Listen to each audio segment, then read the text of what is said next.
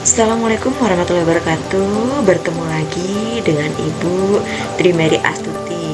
Kali ini kita akan belajar tema 4, subtema 2, pembelajaran 2. Globalisasi, yaitu ada di tema 4, subtema 2-nya yaitu globalisasi dan manfaatnya. Tujuan pembelajaran kali ini adalah mengetahui pengaruh perkembangan teknologi terhadap kegiatan ekonomi. Tujuan teknologi yang memudahkan kita untuk mendapatkan suatu barang atau jasa dengan mudah. Globalisasi adalah proses masuknya ke ruang lingkup dunia atau mendunia. Globalisasi di sini sangat berpengaruh dan mempengaruhi, di antaranya di bidang kegiatan ekonomi, kemudian sosial budaya, dan lingkungan alam. Sangat berpengaruh. Keseluruhan sarana untuk menyediakan barang-barang yang diperlukan untuk kemudahan dan kenyamanan hidup manusia. Kemajuan teknologi diantaranya di bidang transportasi. Dulu kita menggunakan alat transportasi yang sangat sederhana, bahkan menggunakan jasa dari tenaga hewan. Kemudian ada juga komunikasi, karena dulu kita hanya mengenal alat kentungan untuk menyampaikan informasi kepada halayak ramai. Kemudian berkembang lagi alat komunikasi berupa surat. Kemudian zaman dulu kita juga mengenal adanya telepon yang menggunakan kabel sebagai alat penyambungnya. Sekarang kita sudah berkembang, kita menggunakan handphone seperti yang anak-anak gunakan saat ini. Kemudian kemajuan teknologi pun dirasakan pada bidang industri.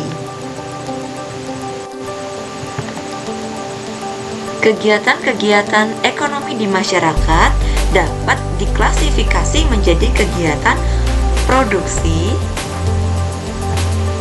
dan distribusi serta konsumsi. Kegiatan produksi adalah suatu kegiatan ataupun pekerjaan yang dapat menghasilkan barang atau produk dan jasa. Orang yang melakukan kegiatan produksi disebut dengan produsen. Ya, kemudian di sini ada contoh dari kegiatan produksi. Dulu pada saat zaman nenek kita itu membuat kain dengan cara ditenun. Nah, ini adalah cara tradisionalnya. Tetapi karena kemajuan teknologi akibat perkembangan globalisasi, yaitu terciptalah alat yang modern sehingga kita bisa mendapatkan kain lebih cepat dan mudah.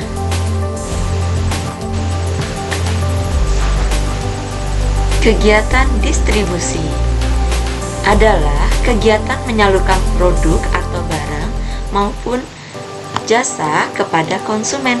Sedangkan orang yang melakukan kegiatan distribusi disebut dengan distributor.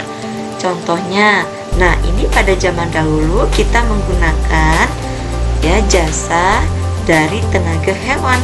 Di sini contohnya kerbau yang mengangkut barang.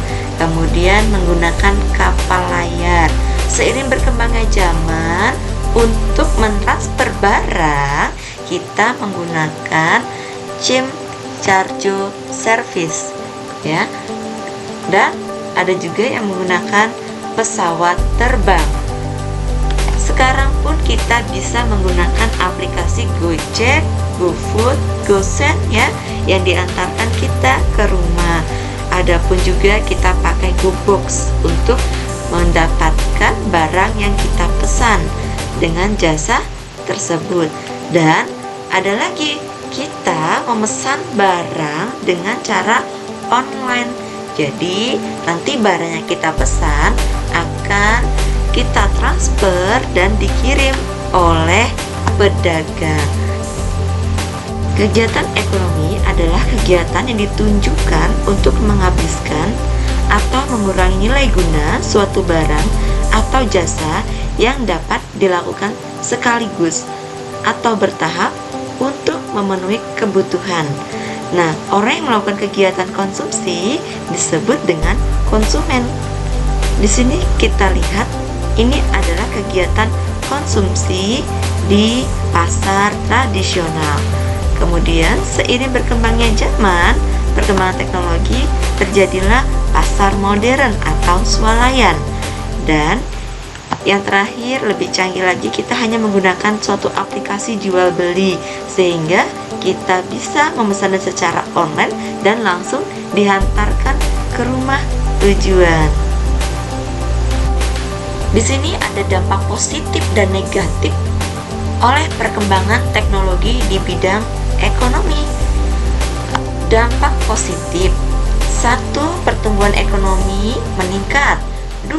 Termotivasi memiliki skill atau keterampilan yang mendukung di dunia kerja.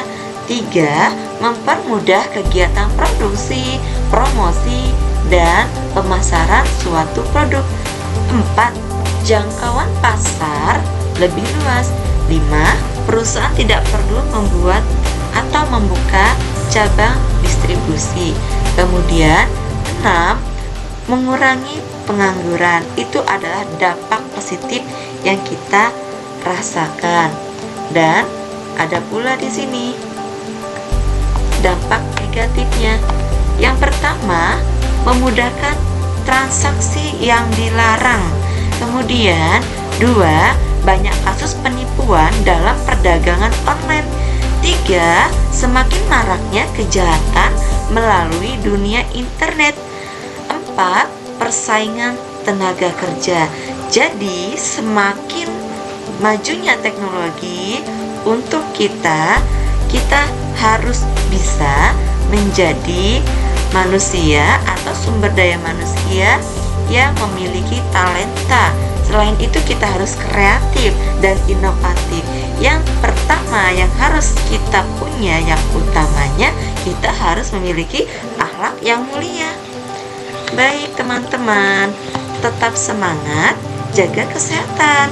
Wassalamualaikum warahmatullahi wabarakatuh.